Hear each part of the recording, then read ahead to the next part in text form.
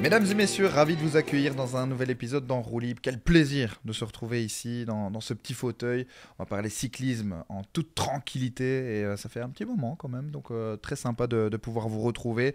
Vous êtes d'ailleurs nombreux à nous suivre, à nous écouter sur Spotify, sur YouTube, également sur le site pix.be. Vous êtes de plus en plus nombreux et ça fait plaisir, évidemment. N'hésitez pas, bien sûr, à lâcher quelques petits commentaires aussi pour pouvoir engager une sorte d'interaction avec nous. Aujourd'hui, au programme, le Tour de France, puisque le soleil pointe le bout de son nez. On a sorti le petit t-shirt et c'est presque le cas aussi pour tous les invités qui sont présents aujourd'hui. On commence avec notre plus fidèle, Frédéric Amorizon, qui est présent avec nous. Comment vas-tu, Frédéric? Petite chemise, tranquille.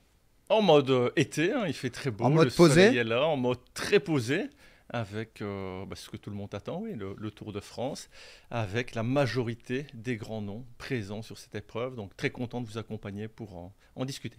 Un Julien Gilbert également, très élégant comme d'habitude. Bronzé aussi. Ça va, Julien, la forme?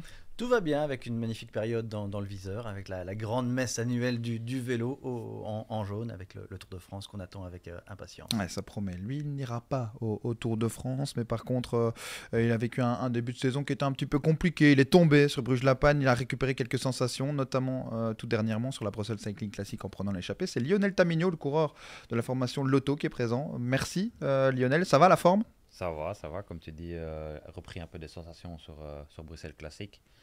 Et ça m'a surtout fait du bien au moral, une course à la maison où j'ai pu me montrer dans l'échappée. Voilà, pas de résultat à la fin pour moi, mais une troisième place d'Arnaud et une quatrième place de Milan Menten. Ouais, avant de partir sur le Tour de France, petite page, hein, logique, destinée à Lio. Ça a été cette première partie avec cette fameuse chute là, sur la classique Bruges-la-Panne. On se souvient qu'il y avait eu un désarroi total dans le finish avec plusieurs chutes de part et d'autre. C'était quoi? C'était un pneumothorax, une côte qui était plus ou moins cassée. Ça a mis du Ouais, temps quand même pour. le pneumothorax et des côtes, enfin on peut dire froissées, c'était pas vraiment cassé, c'était pas visible sur le scanner à cause du pneumothorax. Euh, mais j'ai mis du temps à récupérer, j'étais quelques jours à l'hôpital aussi, c'était vraiment compliqué, mais après ça a été à l'entraînement et tout ça, mais j'ai jamais eu des sensations super en course jusqu'à la Bruxelles Classique, donc voilà, j'espère que maintenant je suis parti sur la bonne voie. Ouais, Fred, jamais un super timing en début de saison de tomber comme ça, d'avoir un coup d'arrêt. D'autant qu'on est dans une année où tu dois retrouver un contrat aussi. Alors, on imagine que tu es en discussion, bien sûr, avec ta propre équipe aussi. Fred, c'est jamais le bon timing. On est dans cette période, justement, avec les contrats qui se signent ou en tout cas qui s'annoncent potentiellement. On n'oublie pas que c'est évidemment le 1er août où on aura pas mal d'officialisation. Mais voilà, au niveau du timing, c'était pas l'idéal pour Lyon. Il n'y a jamais de bon moment. Ce qui est un petit peu plus ralent dans cette situation, c'est quand vous travaillez pendant des nombreux mois en période hivernale pour arriver sur des courses que Lionel apprécie, c'est les courses flandriennes. Alors vous parliez de cette chute, on peut déjà dire en tout cas que dans cette formule de la panne, ça va disparaître, puisque avec ces incidents sur une épreuve du World Tour, ça va devenir au Tour de Bruges. Mais après, il y a encore cette année énormément de courses pour Lionel. Si on regarde ses résultats de 2024, il avait super bien performé en fin de saison, et on sait que le cyclisme professionnel est quand même différent. Il y a une tension extrême dans la première partie d'année où aller chercher des résultats, ça n'est pas simple, mais on sait que ça va bien fonctionner pour lui. Il faut simplement la santé, mais sur les qualités intrinsèques de Lionel, il ira chercher des résultats et on ne va pas se tracasser pour lui concernant un éventuel contrat, une prolongation ou aller sur d'autres cieux. On sait que le travail qui est effectué par Lio est de qualité. Et après, quand on a quelquefois un petit peu moins de résultats, il est aussi dans un rôle de coéquipier. Et quand vous avez votre leader qui est un peu absent, c'est plus difficile. Et on a vu que c'est toute cette équipe, Lotto, qui s'est cherchée depuis le début de saison. Et ça n'est finalement que logique d'arriver à faire cette transition, que des garçons dont on attendait moins, qui ont plutôt un rôle de coéquipier, devraient aller chercher des résultats. Bon, il y a quelqu'un qui était d'ailleurs présent du côté de la Brussels Cycling Classic avec Lionel Tamigno, avec Arnaud Delis qui a retrouvé le sourire. C'est Julien Gilbert qui était présent pour y travailler. Ça a fait plaisir de revoir Arnaud Delis comme cela, de voir un Lionel Tamigno dans l'échappée, de voir un Milan Menten. On sent une équipe Lotto qui reprend du plaisir aussi. Oui, et j'ai été marqué par cette petite phrase de Stefanolo après l'arrivée où il a dit « j'ai retrouvé mon équipe ». C'est fou, Arnaud revient et j'ai retrouvé mon équipe, ça m'a vraiment marqué. Ce podium m'a fait vraiment plaisir à plein de gens, à tous les fidèles supporters d'Arnaud. J'étais sur la ligne d'arrivée avec sa maman et avant le sprint, elle avait dit quoi qu'il arrive, sa course est déjà réussie. parce qu'il s'était montré dans les monts, on l'avait bien vu à l'avant, et ça a vraiment fait plaisir de le revoir. Et puis il y a eu ce podium au sprint pour bien le relancer. Malheureusement, il y a eu cette chute le lendemain à l'Anvers Sport Epic, heureusement sans fracture. Et on espère que le champion de Belgique est bien relancé pour la suite. Ouais, Lio, on partage justement cette phrase de Stéphane. On imagine, on a senti une équipe retrouvée. C'est dingue là, l'importance qu'un coureur comme Arnaud Delis, lorsqu'il revient comme ça, qu'il montre ces efforts-là, on sent une certaine dynamique qui reprend. C'est aussi un sentiment partagé, ça? Oui, c'est sûr. C'est aussi la première phrase que Stéphane m'a dit quand je suis arrivé au bus après l'arrivée. Voilà, mon équipe est de nouveau sur pied et ça fait vraiment plaisir. Je pense que tout le monde était content. La 3e place d'Arnaud, c'était un peu inattendu.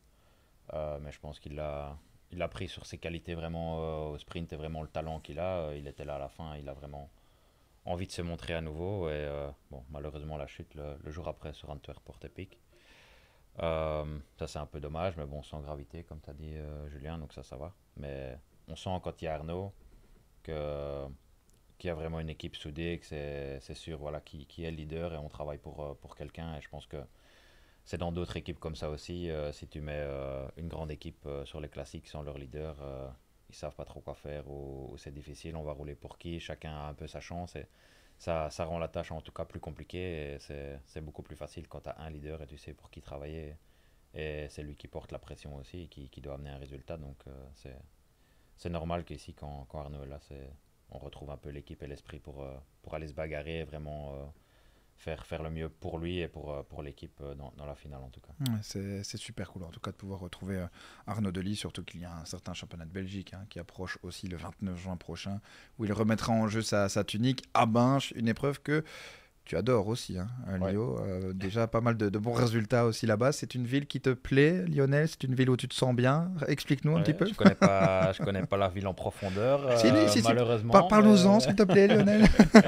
Les remparts, les remparts, effectivement. Les cafés aussi bon, pas assez. Pas assez, ça veut dire qu'il faut que j'arrange quelque chose. Non, j'ai pas été invité souvent.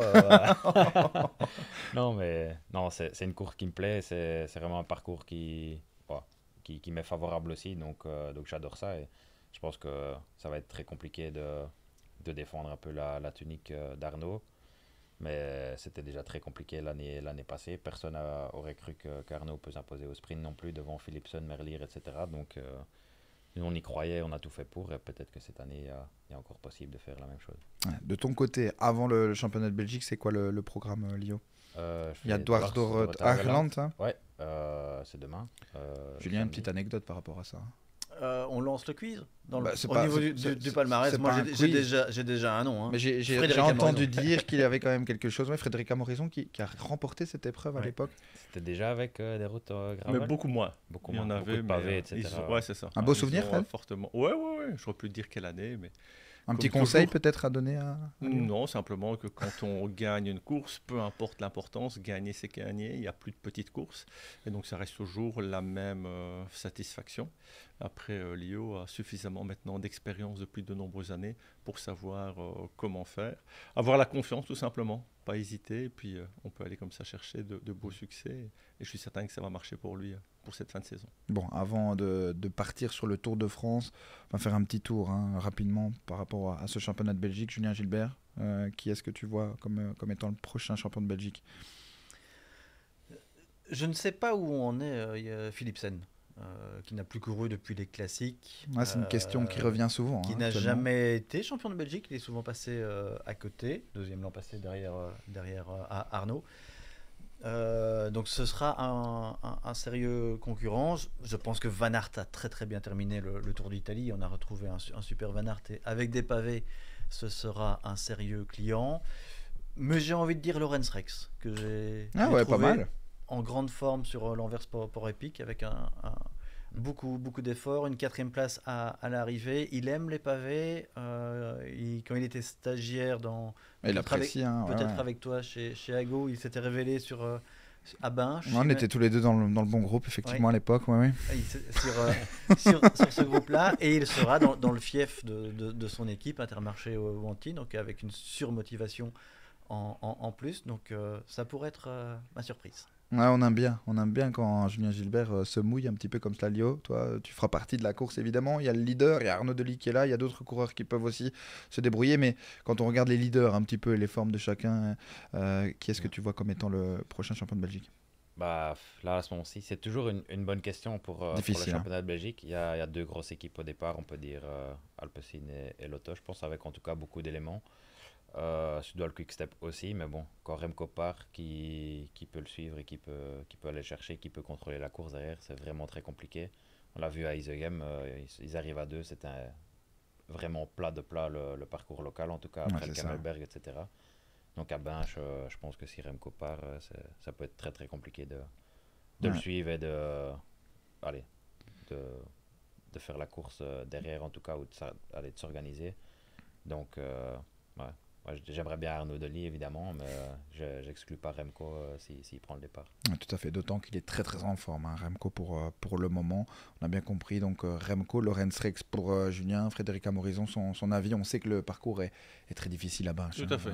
bien évidemment. En On plus, aura- quelques petits changements avec Ludwig de Winter, directeur de course. On va aller chercher quelques routes, des nouvelles routes par rapport à Binche. Ça va encore mettre un petit peu plus de relance. Ouais, L'avis mais de Frédéric. ça va être usant. Vous savez, la dernière fois où ces championnats de Belgique professionnels ont eu lieu, on a déjà vu que ça avait explosé dans tous les coins. Donc on va être avec une course d'usure longue. Je pense pas qu'on sera dans un scénario où un coureur un peu moins favori puisse aller jouer la gagne. Et par rapport à ce que nous ont démontré ces derniers temps Van Aert et Remco Evenepoel, si eux décident de faire la course en pouvant se permettre 1, 2, 3, 5 attaques, je pense qu'ils vont réellement pouvoir en mettre partout.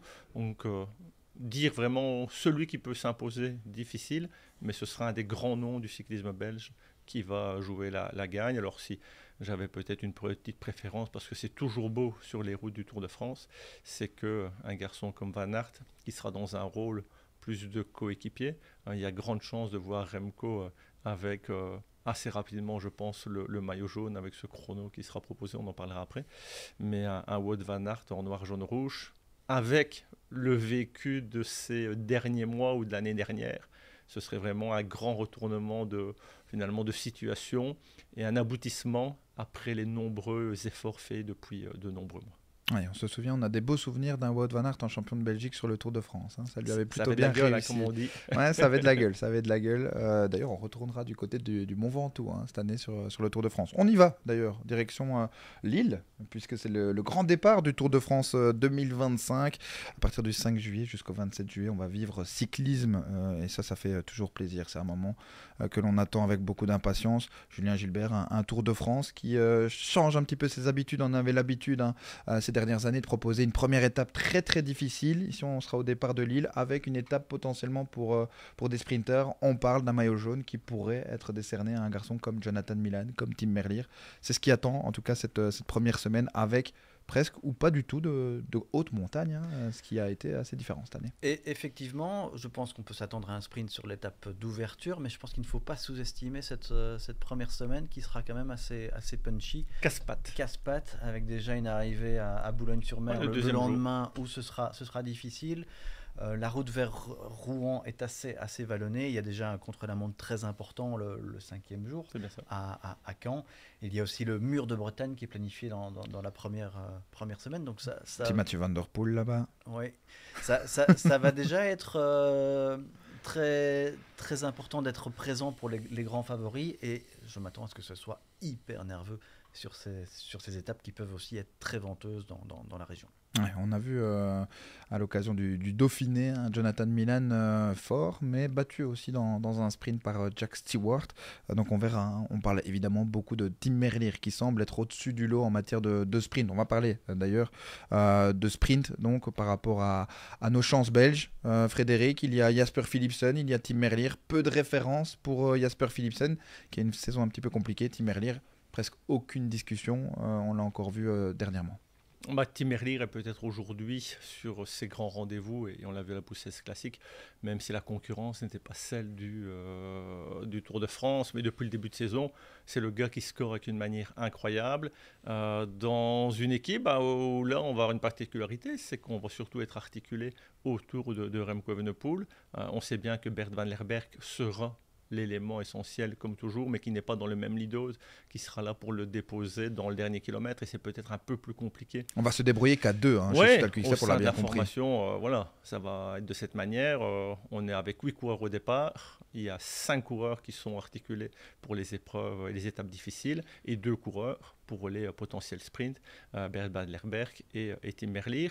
Mais sur les qualités intrinsèques du champion d'Europe, ça peut bien fonctionner, mais ça va jouer terriblement des coudes. Quand on voit les trains Milan avec Stuyven et Consoni, si on prend on dit qu'avec Philipsen un peu moins, mais vous y ajoutez Mathieu Van Der Poel, comme vous avez vu sur le Dauphiné, retour à la compétition, déjà son niveau.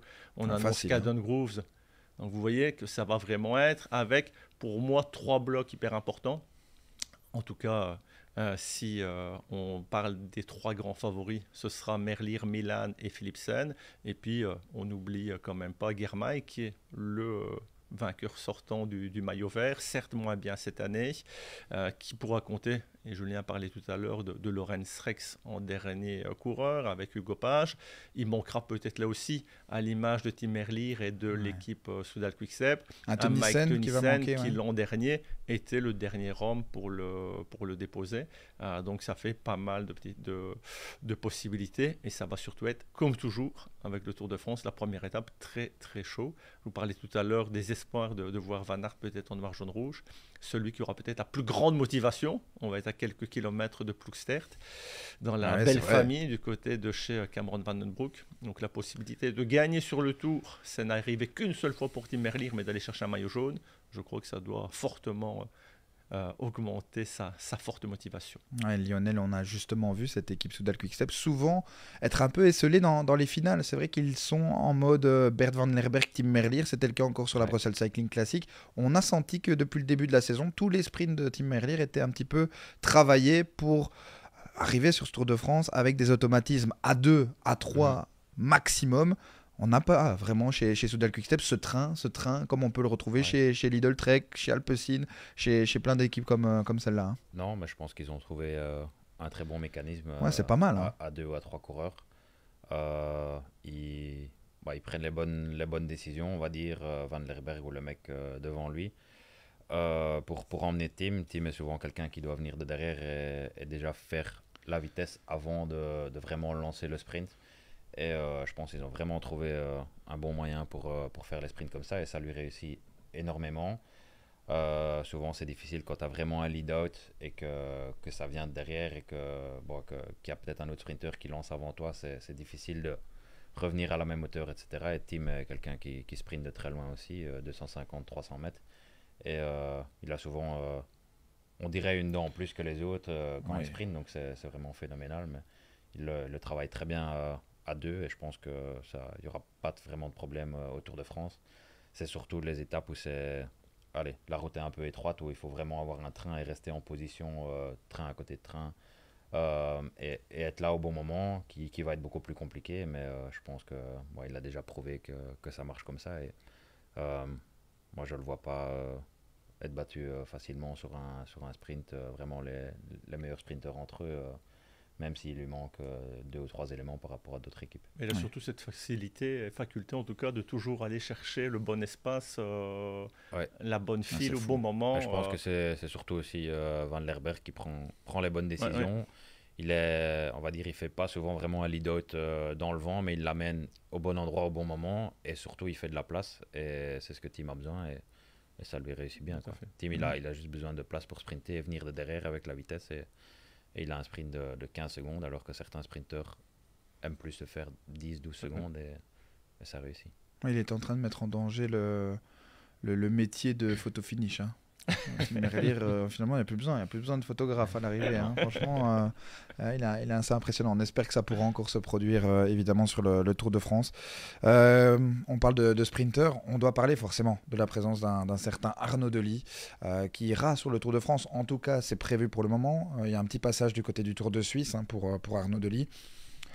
Qu'en est-il quand on voit le passif les derniers mois? Bruxelles Classic, très très bien. Est-ce que c'est malgré tout pas trop peu pour aller au Tour de France? Est-ce qu'il ne va pas manquer un petit quelque chose, Frédéric? On voit que le niveau est hyper élevé. De garçons qui ont énormément quand même couru, qui ont performé à chaque fois, avec des équipes bien armé. Et donc oui, si on prend tous ces paramètres entre avoir peu performé, peu couru et une équipe un peu moins forte ou puissante autour d'Arnaud Delis, ça paraît compliqué de pouvoir refaire ce qui était l'an dernier. Parce que l'an dernier, c'était très bon. Certes, il n'y a pas eu de victoire, mais au niveau des résultats en soi, le nombre de top 5, c'était vraiment très très bon. Ça paraît aujourd'hui compliqué de pouvoir aller sur cette même situation. Maintenant, est-ce que c'est l'objectif en soi ? On sait qu'on est dans une situation complètement différente d'il y a 12 mois, où avant le Tour de France, on avait déjà eu pas mal de bons résultats, puisque c'était depuis la fin avril. Ouais, depuis la fameuse Ardennes. Oui, ici, ça a pris beaucoup plus de temps. Et laissons-lui, tout simplement, la possibilité de refaire des courses tout au long des prochaines semaines, des prochains mois. Garder finalement ce qui a été dit par Arnaud ou par son entourage sportif, prendre du plaisir. Pas vouloir aller avec une pression supplémentaire de dire je dois performer.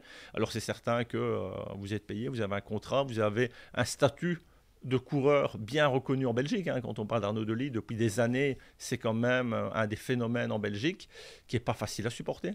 Et donc on ne va pas aller dans le cas d'Arnaud en disant oui, il doit aller se mêler au sprint, il doit jouer avec les meilleurs. Prenons le temps petit à petit et il y aura peut-être autre chose que des sprints pour Arnaud Delis sur des étapes usantes, difficiles, d'être avec des groupes moins importants et de jouer sur sa puissance que réellement l'explosivité que peuvent avoir les purs sprinteurs. Parce qu'Arnaud aujourd'hui n'est pas réellement le pur sprinter quand on parle de ces 3 ou 4 potentiel grand favori des sprints massifs. Toujours bon de rappeler qu'il n'a que 23 ans. Évidemment, Arnaud Delis, un Tour de France donc qui approche et qui peut potentiellement déboucher aussi sur une troisième et dernière partie de saison intéressante. Parce qu'on le sait, Arnaud Delis, niveau mental, c'est un petit peu compliqué. On sait qu'il adore courir. Partir pendant près de 22-23 jours avec une équipe, être à l'hôtel, pouvoir vivre cyclisme, pouvoir s'amuser sur les routes du Tour de France, on imagine que ça ne peut lui faire que le plus grand bien. Oui, et il faut retenir ton mot, s'amuser, ou le mot que tu as dit, plaisir, je pense, dans le cas d'Arnaud Delis, surtout au Tour de France, où c'est un peu une arme à double tranchant, parce qu'il y a tellement... C'est une course incomparable, le Tour. C'est la course avec le plus de pression. Et en tant que forcément avec son nom, avec son statut dans l'équipe, il aura toujours de la pression. Alors il ne faut pas que ça le paralyse. Il doit vraiment prendre du plaisir sur cette épreuve. Peut-être saisir les opportunités pour les étapes de baroudeur, partir dans des coups et pour aller chercher cette victoire d'étape. Il a le talent pour y arriver. Mais derrière ça, effectuer cette épreuve de 3 semaines... peut l'amener aussi vers une très belle fin de saison. Une fin de saison durant laquelle, en général, il marche assez bien. Lionel Tamigno, pas de grand tour cette année pour toi, Lio ? C'est pas prévu jusqu'à présent. Peut-être. Peut-être, c'est pas exclu. J'allais dire ce qu'il faut surtout retenir, parce qu'en Wallonie, Arnaud, c'est quand même un des phénomènes qu'on adore parler. On peut entendre certains qui disent oui, il n'a pas sa place, il ne doit pas aller sur le Tour de France, c'est pas un bon choix. C'est peut-être pas un bon choix si on veut absolument avoir des résultats par rapport à un statut qu'a Arnaud Delis. Si on voit à plus long terme, c'est important de refaire des jours de course, de laisser reprogresser. Et puis quand on parle de l'équipe Lotto avec Crespé pour l'ensemble des 25, 26 ou 27 coureurs, est-ce qu'Arnaud Delis va réellement prendre la place de quelqu'un dans cette équipe ? Je pense que même avec un Arnaud Delis un peu diminué, il est d'office dans les 8 coureurs qui lui a fait aligner sur le Tour de France. Donc en termes de possible discussion d'une bonne ou pas participation, Arnaud Delis doit y aller pour le futur, ça c'est certain. Là où c'est intéressant aussi chez Lotto, c'est qu'on y va avec un Lennert Van Etvelt qui a pas mal d'ambition aussi. Stéphane Hulot l'a dit d'ailleurs récemment dans d'autres médias. On va avoir envie d'essayer de jouer le classement général. Alors le top 10 qui est cité notamment du côté de Stéphane Hulot pour Lennert Van Etvelt. Un Lennert Van Etvelt qui ne participe à aucune course de préparation, pas de Dauphiné, pas de Tour de Suisse. En même temps, le Dauphiné, ils n'y sont pas, mais pas de Tour de Suisse non plus. Comment il va, Lennert Van Etvelt, Lio, t'as des nouvelles ? Oui, j'ai eu des nouvelles assez récemment, mais il a encore eu quelques problèmes avec le pied qui était cassé. Il n'avait pas de problème sur le vélo, mais pour marcher, etc., c'était compliqué. Et ça s'est un peu aggravé. Maintenant, je pense qu'il est OK. Il était aussi à Sierra Nevada pour s'entraîner. Et je pense que même sans course de préparation, Lennert est quelqu'un qui peut vraiment se préparer à l'entraînement. Il fait ça souvent à Tenerife, etc. aussi. Donc, je pense qu'il habite à Tenerife. Il dort en altitude, etc. Et il se prépare très très bien aller tout seul ou à l'entraînement. En tout cas, il est souvent très bon, même la première course qui participe après une longue coupure. Donc moi, je me fais pas de soucis par rapport à lui avec son pic de forme. Allez, on espère en tout cas le voir en grande condition. À l'occasion de cette première semaine, l'élément le plus important, Julien t'en parlait tout à l'heure, c'est potentiellement ce contre-la-montre. Ce contre-la-montre qui pourrait déboucher sur un maillot jaune pour Remco Evenepoel. Ce serait la possibilité de prendre les devants assez rapidement. Oui, et il a pris ses repères au récent critérium du Dauphiné avec sa victoire. Et il les a tous chrono. explosés. Hein. Et le beau maillot jaune qu'il y a pris, donc ce serait très beau de le voir en jaune. Le scénario rêvé pour son équipe Soudal Quick-Step qui a remporté sa 1000e victoire, et c'est tout simplement impressionnant. Et dans ces victoires, Frédéric Amorizon y a participé un peu lors de son passage chez Quick-Step. C'est vrai, ça, il faut le rappeler. Hein. C'est vrai. Bravo Frédéric. Merci. Pour ce très beau succès. J'ai gardé les mêmes couleurs. Ah oui, je vois. Sous l'œil affûté d'Eddy Merckx d'ailleurs, juste derrière, qui fête son anniversaire ce mois de juin, ce 17. Tout à fait. 80 ans. Ouais. Et donc pour en revenir, oui, le scénario rêvé, ce serait une victoire de Tim Merlier en ouverture, un premier maillot jaune pris directement, et ce maillot qui reste dans l'équipe jusqu'au changement d'épaule, et qui passerait sur les épaules de Remco à la faveur du chrono de 33 km à Caen. Ouais, ça promet quand même quelque chose d'intéressant. On va parler forcément dans cette dernière partie de cette lutte pour le classement général, Frédéric. Avec bien évidemment, on avait suivi le Giro ensemble. Il y avait plein de coureurs qui pouvaient espérer aller chercher la victoire. Quand on parle du Tour de France, on parle des coureurs qui se préparent uniquement pour cette course-là. Il y a Jonas Vingegaard qui opte pour cela. Il a très peu couru, Jonas Vingegaard, et il est de retour sur le Dauphiné avec une bonne forme qu'il a démontré. C'était lui qui avait attaqué à l'occasion de la première étape. Il y a évidemment Tadej Pogačar. Et dans ce duo-là, est-ce qu'on peut mettre Remco Evenepoel ? Ça, c'est la grande question. Bon, il faut le mettre, puisque ce sont les... On a vraiment un trio pour se jouer la victoire finale, on parle vraiment. En tout cas, on a 3 favoris. Vous venez de parler il y a peu de temps du dernier Tour d'Italie. Et bien, avant le départ, on ne mettait pas spécialement Simon Yates en tant que potentiel vainqueur. Les 2 noms qui sortaient étaient Roglic et Ayuso. On a vu finalement la situation. C'est que quelques jours ou quelques semaines plus tard, on parlait du coureur Del Toro qui allait normalement s'imposer. Il y avait Carapaz, et puis à 2 jours de l'arrivée, il y a Simon Yates qui, mine de rien, est passé entre toutes les gouttes, toutes les chutes, se faufile, profite de l'hésitation et va remporter un Giro qui était très très difficile. Quand on voit la montagne présente sur la dernière semaine, c'était assez incroyable. Donc au départ du Tour de France, même s'il y a le côté exceptionnel, la pression supplémentaire, avec 2 grands favoris, puisqu'on doit regarder ces dernières années du Tour de France, que sont Pogačar et Vingegaard.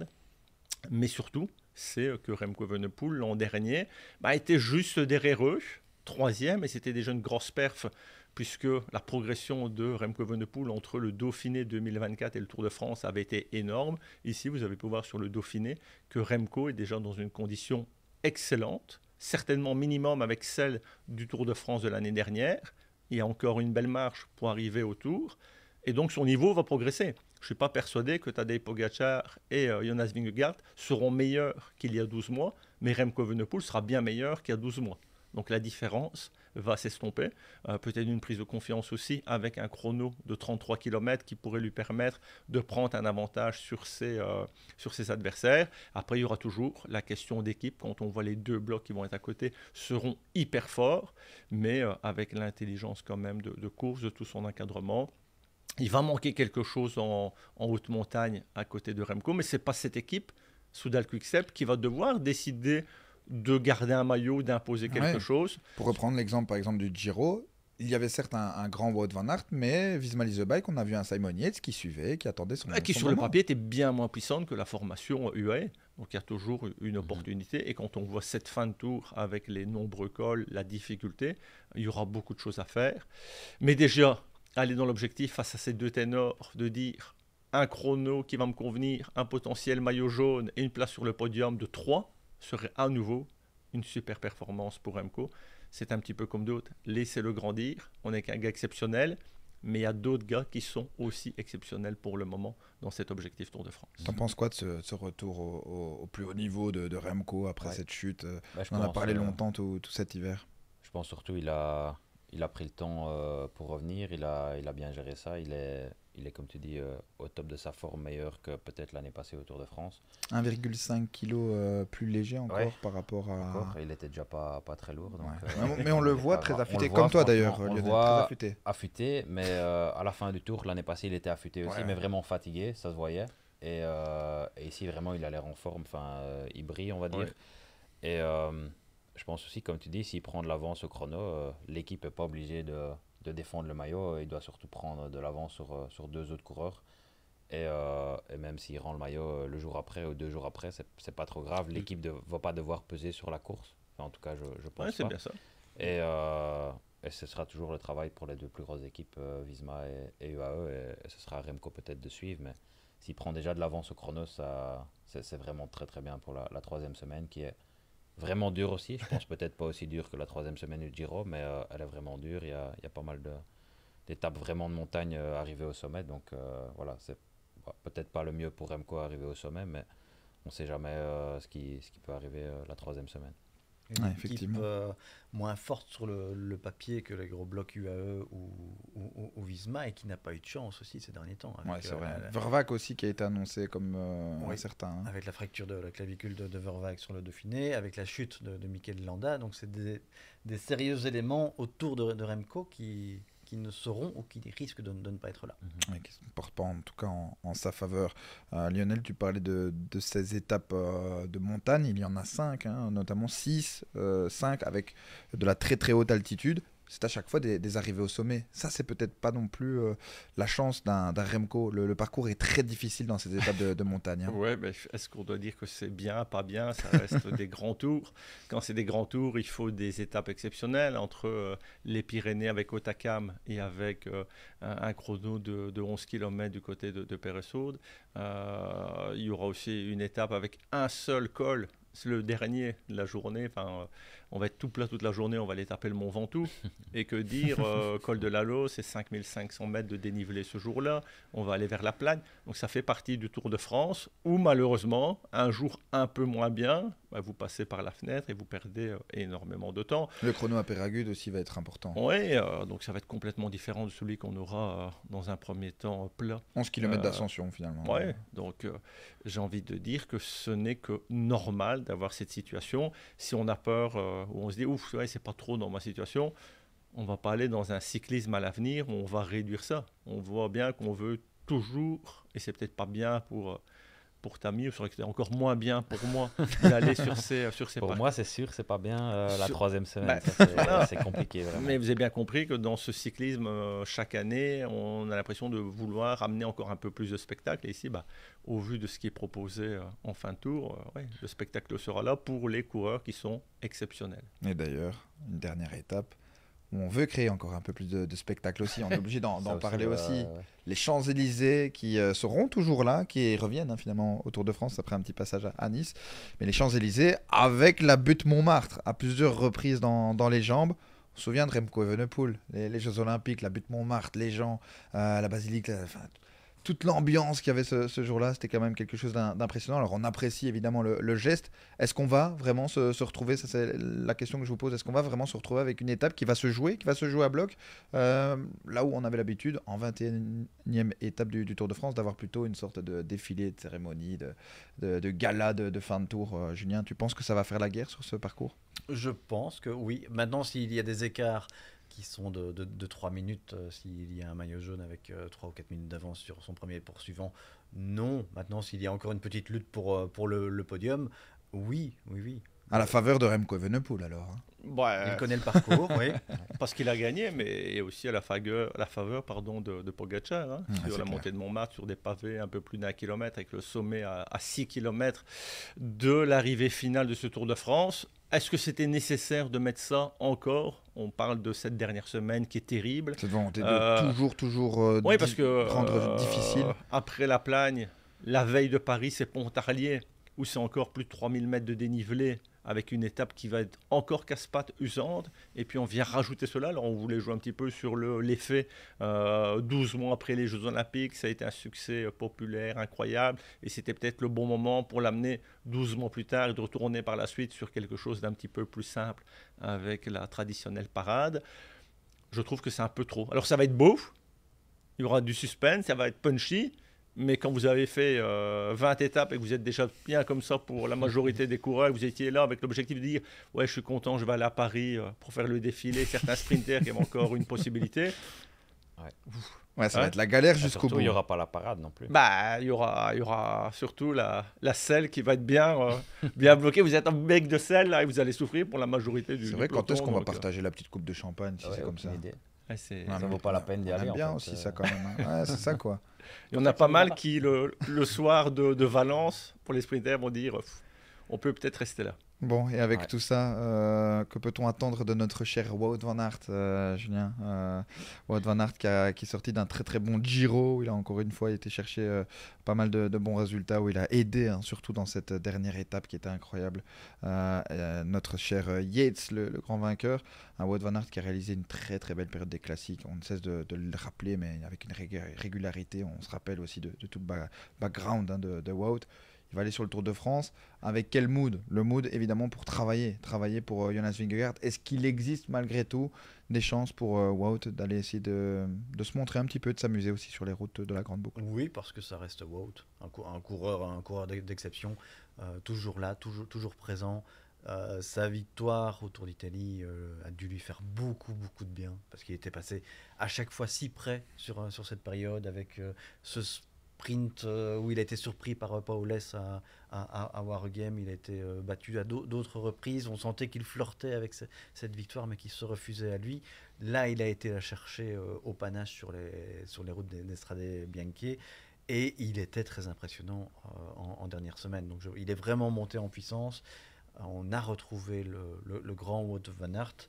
Et j'espère qu'on le verra à son meilleur niveau. Alors oui, comme tu l'as dit, dans un rôle de coéquipier au niveau du collectif pour Vingegaard.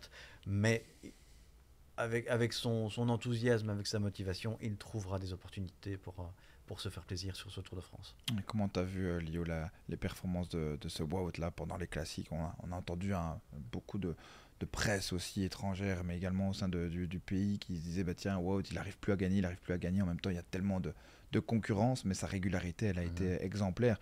Moi, je pense qu'il était bon partout. C'est clair. Sur les classiques, il n'a pas déçu, il n'a pas gagné. Ok. Mais ici au Giro, il a vraiment gagné, comme tu dis, au panache et sur une étape très dure. Il est sorti mieux du Giro que la première semaine. Donc ça, c'est important aussi pour le Tour de France. Je pense qu'il est sorti bien du Giro et s'est bien entraîné après. Et ça aide aussi pour la condition. Alors que si tu termines vraiment le Giro à bloc et vraiment mal, c'est compliqué. Mais il aurait peut-être pu gagner un peu plus pendant les classiques, ça oui. Mais tu tombes contre 3 mecs qui se partagent les victoires, en fait. Et c'est très compliqué aussi de gagner par rapport à des Van der Poel, Pogacar ou Pedersen cette année-ci. Ouais, là où il y a un peu plus d'espace sur des longues courses comme le Tour de France, comme le Giro, avec les étapes qui s'enchaînent malgré tout. C'est un Wout van Aert qu'on appréciera voir pour travailler pour Vingegaard, parce qu'il y a plus que jamais du côté de Vingegaard des grandes chances aussi de s'imposer. On sait que Tadej Pogacar a quand même couru déjà énormément. Il y a bien un moment donné, c'est pas possible, où il va peut-être avoir un petit coup de mou, là où Vingegaard lui choisit une méthode complètement différente par rapport à Tadej, par rapport à Remco aussi. Non, Jonas Vingegaard, il semble lui aussi dans la forme de sa vie, dans cette équipe Visma Lease the Bike. Un Wout van Aert va être important parce que la victoire, clairement, est possible face à ce Tadej Pogacar. Hein. C'est possible, j'espère qu'on lui laissera quand même une belle liberté. Ouais. J'ai recensé 8 étapes qui peuvent convenir à quelqu'un comme Wout van Aert. Donc c'est quand même énorme. Ah ouais, il y a beaucoup de possibilités. Vous avez vu que ça a bien fonctionné sur le Tour d'Italie. Alors simplement de ne pas avoir cette obligation, cette pression de dire... On est venu dans un rôle différent sur le Giro avec Yates en disant on va être la 3e formation, on va se faire un petit peu oublier et on va piloter comme ça. Ici, on vient avec un statut de numéro 1, numéro 2 au grand maximum. On va vouloir en permanence toujours être sur l'avant du peloton, rester bien protégé avec le leader. Et ça va peut-être finalement réduire les opportunités de Wout van Aert, mais avec tout ce qu'il a pu faire, et on a vu sur le Giro, il a pu aller faire des sprints, il a pu faire des étapes difficiles, comme lorsqu'il a été gagné à Sienne, qu'on va lui laisser cette marge de liberté et d'avoir d'autres gars qui vont pouvoir encadrer bien Jonas Vingegaard, et surtout faire taire tous ces détracteurs, tous ceux qui ont pu le critiquer, à mon avis, n'ont jamais fait énormément de vélo, ou surtout n'ont jamais senti la douleur et le genou, l'état de Wout van Aert, comment il était. Et là, ce serait vraiment un retournement, comme je les aime, de dire, vous voyez, j'ai pu être gravement blessé. À force de travail, je suis revenu. J'ai un beau maillot sur les épaules et j'ai été gagné au minimum une étape. Quel maillot? Le maillot noir, jaune, rouge? Noir, jaune, rouge. Et il dit les termes, Ouais. Frédéric. Il n'a pas peur, Eh bien, messieurs, je pense qu'on a fait le tour. On a fait le tour de la présentation de ce Tour de France. On espère donc pas mal de belles victoires belges. Lionel, comment va se passer ton mois de juillet? Alors, toi, tu as déjà des infos par rapport à cela? Quelques petites courses à droite, à gauche. Et bien évidemment, on l'imagine, le Tour de France, quand c'est possible, le regarder un petit peu. Oui, ben j'ai tout le temps pour le regarder. Normalement, j'ai pas de course.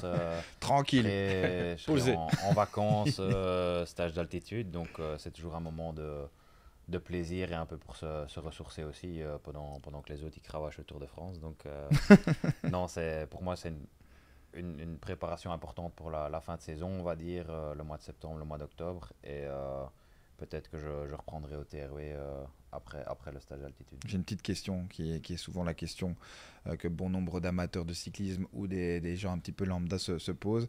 Lionel Tamigno, le Tour de France, ça reste quelque chose qui reste dans tes envies? T'aimerais bien y participer un jour, toi? Oui, Olivier? d'office. Je me suis aussi proposé cette année à l'équipe pour y aller. Enfin, en tout cas, comme candidat, j'ai demandé si c'était possible ou pas, envisageable. Et cette année-ci, ça paraissait vraiment compliqué dans l'équipe. Maintenant, voilà, on verra bien dans les prochaines années. J'ai fait une fois un grand tour, la Vuelta, et ça s'est pas trop mal passé. Et c'était important aussi Grandir, tout dans ma simplement. carrière, pour grandir. Et je pense que j'ai passé un petit cap par rapport à ça. Mais Le Tour permettrait encore de passer un autre cap selon toi oui, et puis ça peut avoir des opportunités. On ne sait jamais si tu te mets dans un sprint massif et que ça réussit bien. Maintenant, voilà, c'est comme des cas d'or dans le Tour, mais on ne sait jamais. Ça peut arriver, je pense tu peux faire, si tout marche bien, vraiment un top 5, et ce serait déjà pas mal, je pense. Et non, ça pourrait réussir, mais j'espère l'année prochaine ou l'année encore après. Allez, on croise les doigts en tout cas. Frédéric, merci beaucoup pour les analyses toujours pertinentes. On suivra ça évidemment aussi pendant ce mois de juillet ensemble, Tout à fait. Frédéric. Et profitez bien de l'été, tous. Ah ouais. La crème solaire. Tu as Également. déjà retroussé les manches là. Ouais. Une petite terrasse prévue, non, après, Frédéric? Ouais, et puis un peu de vélo malgré tout. Pas avec ouais, quand Lio même. parce qu'il va trop vite, mais avec vous, Gordon. Non, moi je serais pas Et de la Julien, partie. mais Julien, attention aussi, il est chaud en ce moment. Je Ouais, l'ai c'est croisé une fois, il roulait plus vite que moi. Ah ben voilà. Julien, C'est vrai, oui. tu iras au Tour de France, Julien, non? Non. Tour de Wallonie Tour peut-être de Wallonie, prévu? oui, prévu. Et Fin du mois avant de ça, il juillet. y aura un petit rendez-vous sur des pavés à Binge. Je ne sais Ouais, pas c'est si tu ça. connais cette ville-là. Ouais. C'est un peu le même programme que moi. Oui. Idéal. Une ville un peu médiévale comme Ouais, ça. ouais. Il y a toujours beaucoup d'ambiance. Là, il paraît chaleureuse. Ouais. Lionel, on pourra se croiser là-bas aussi, le 29 juin. On se donne rendez-vous au café. Ouais, le central ou le parapluie national? Je connais pas. Je choisirai alors, je choisirai. Fais confiance. Merci à vous les gars. Et forcément, le cyclisme va continuer aussi. Après le mois de juillet sur Pix Plus Sport, on aura aussi le Tour de Belgique pour les dames. Ce sera à suivre bien sûr sur nos antennes. C'était un plaisir d'être ensemble pour cet épisode dans Roue Libre. Merci à vous messieurs et ciao tout le monde.